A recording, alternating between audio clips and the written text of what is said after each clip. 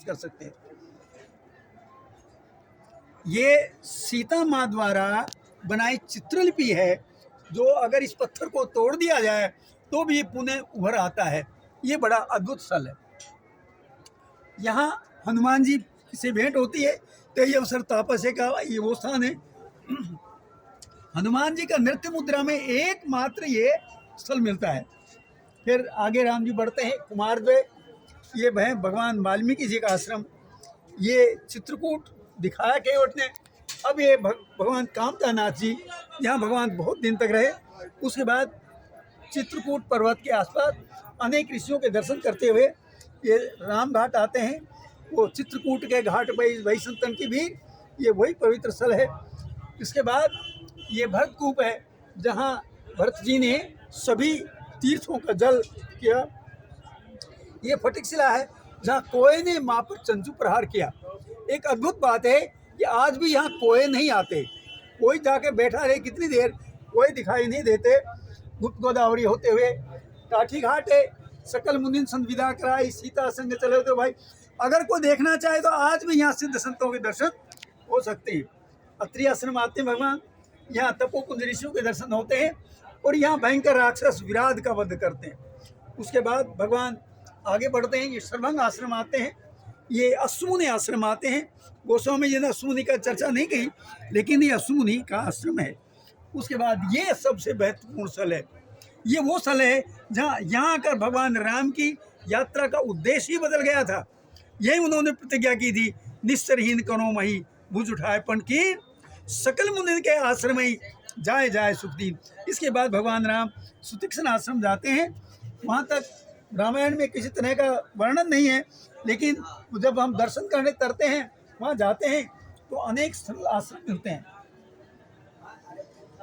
आप जिनका चाहें आराम से। ठीक है महाराज।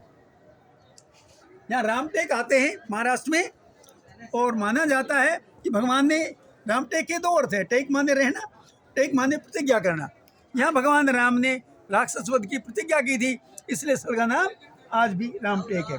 उसके बाद राम जी यहाँ आते हैं, सप्तशृंगी देवी मंदिर आते हैं, यही सुतीक्ष्ण आश्रम था।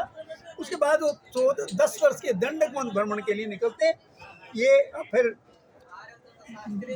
मध्य प्रदेश, उसके बाद छत्तीसगढ़, अनेक सीतामढ़ियाँ मिलती हैं, जैसे सीतामढ़ी गंदिया, सीतामढ़ी हरचौका, सीतामढ़ी रापा, सीतामढ़ी छतौड़ा, सीतामढ़ी कनवई। इस तरह राम जी घूमते घूमते सूरजपुर आते हैं, लक्ष्मण पंजा छत्तीसगढ़ सरगुजा आते हैं। ये देखिए, यहाँ देखिए, वनवासी ऐसे भी भगवान राम का पूजन करते हैं। उनके पास कोई भव्य मंदिर नहीं है, लेकिन इन स्थलों का भी वो राम जी के चरण पड़े इसलिए पूजन करते हैं। फिर अनेक, ये देखिए, ये बड़ा महत्वपूर्ण स्थल है।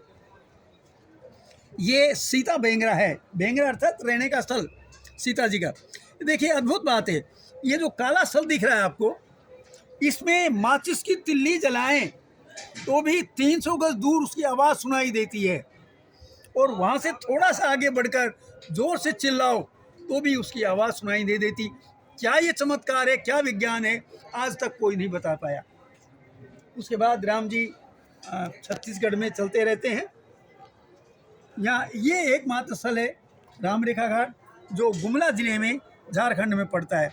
छत्तीसगढ़ में माँ सीता वनवासी महिलाओं को बांस की टोकरी बनाना सिखाती है, इसलिए आज भी अनेक प्रकार से सीता माँ के नाम पर टोकरी यहाँ बनती है।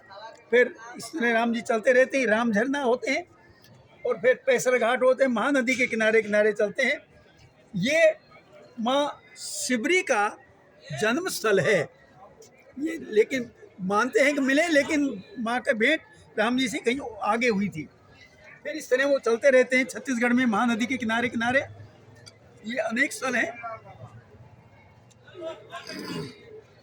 ये सरगी नाला है, महत्वपूर्ण स्थल है। देखिए, छोटा सा स्थान है, यहाँ 7 स्रोतों से जल प्रकट होता है। 7 स्रोतों का तापमान और उनका स्वाद अलग अलग होता है। ये कैसे होता है, क्या विज्ञान है, ये प्रकृति ही जाने। आगे आइए। अब राम जी पुनः ऋषि मंडल में भेंट करते हुए अनेक ऋषियों के आश्रम में आते हैं। शांता मंदिर, ऋषि मंडल, अगस्त आश्रम, सर्वभंग आश्रम, अंगिरा आश्रम, मुचकुंद आश्रम, वाल्मीकि आश्रम, कर्क आश्रम। माना जाता है कि भगवान राम को शत्रु के अस्त्र शस्त्र नष्ट करने का जो उपाय बताया था वो ऋषि कर्क ने बताया था। इससे पहले रामायण में भी शत्रु के अस्त्र कैसे नष्ट किए जाए ऐसा वर्णन नहीं मिलता। उसके बाद भगवान विष्णु मंदिर होते हुए फिर आगे कांकेर की होते हुए छत्तीसगढ़ को देखिए। छत्तीसगढ़ में इतने बड़े बड़े शिवलिंग जमीन से स्वयं प्रकट हो रहे हैं, ये एक आश्चर्य की बात है। ये छत्तीसगढ़ में नक्सलियों का बहुत भयंकर आतंक रहता है, कारणवश यहाँ नहीं जा सकते थे। इस तरह राम जी आगे बढ़ते जाते हैं, कांगेर में जाते हैं। अब भगवान राम उड़ीसा में प्रवेश करते हैं।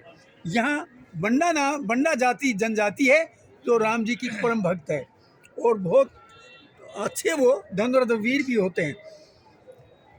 आगे मल्लिकेश्वर मंदिर होते हुए रामाराम चिट में भगवान राम भूदेवी की पूजा करते हैं। उसके बाद ये देखिए, ये महत्वपूर्ण है। ये ऐसे ऐसे चित्र स्वतः पृथ्वी से प्रकट होते हैं। ये माँ शबरी के किनारे हैं, शबरी नदी यहाँ बैठती है।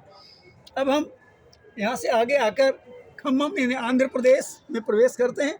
उसके बाद ये आंध्र प्रदेश की कुछ स्थल है। एलंदाकुंटा में भगवान राम एलंदा के फलों से करते हैं पूजन दशरथ जी का। अभी चलते रहते हैं। ये उसके बाद मिलते हैं महाराष्ट्र। देखिए ये बहुत महत्वपूर्ण स्थल है, पंचाप्सर। ये 5 अप्सराओं के से बना है। पंचाप्सर यानी 5 अप्सराएं थी जो मंडकर्णी ऋषि के साथ उनकी पत्नी के रूप में इस तालाब में रहती थी। इसका जल विश्व का सबसे खारी जल है। इससे ज़्यादा खारी जल पूरे विश्व में कहीं नहीं है। और यही जल के नीचे से राम जी को संगीत की ध्वनि सुनाई दी थी। ये वाल्मीकि जी ने बड़े विस्तार से लिखा है। उसके बाद राम जी महाराष्ट्र में चलते रहते हैं। माना जाता है कि यहाँ भगवान राम ने किसानों को हल चलाना सिखाया था। ये एकमात्र स्थल है जहाँ किसान हल चलाते समय सबसे पहले राम जी का और फिर भगवान शिव का नाम लेते हैं। इस तरह आगे भगवान चलते जाते हैं। ये स्थल है शनीश्वर मंदिर। ये बड़ा अद्भुत है एक तरह के। राम जी की जन्म कुंडली देखते हैं तो पाते हैं कि लगभग ये वही स्थल है जब राम जी यहाँ आए थे तभी, यानी जो भूगोल बनता है जब यहाँ आए तभी उन पर शनि की दशा आई थी और शनि देव ने उनको कहा कि सभी देवताओं की सभी ग्रहों की पूजा कर दो तो मेरी भी उसमें हो जाएगी। उससे आगे बढ़ते हैं। ये स्थल है जहाँ भगवान राम की ऋषि अगस्त से भेंट हुई। ऋषि अगस्त ने जो उनको हथियार दिए उन्हीं हथियारों से रावण का वध हुआ। पंचवटी में यहाँ माँ सीता ग्रहण होता है, यहाँ नाक कटती है। उसके बाद ये मारीच का किस्सा आरंभ हो जाता है। यहाँ से मारीच का किस्सा आरंभ होता है, कैसे कैसे राम मारीच से उनकी भेंट हुई, कैसे कैसे मारीच का वध हुआ, कहाँ उसका सिर गिरा। जहाँ सिर गिरा वो टोक गांव है, जहाँ उसका धड़ गिरा वो काय गांव है। इस तरह ये सब मारीच की कथा यहाँ चलती रहती है। औरंगाबाद महाराष्ट्र। बहुत जल्दी ठीक है, बस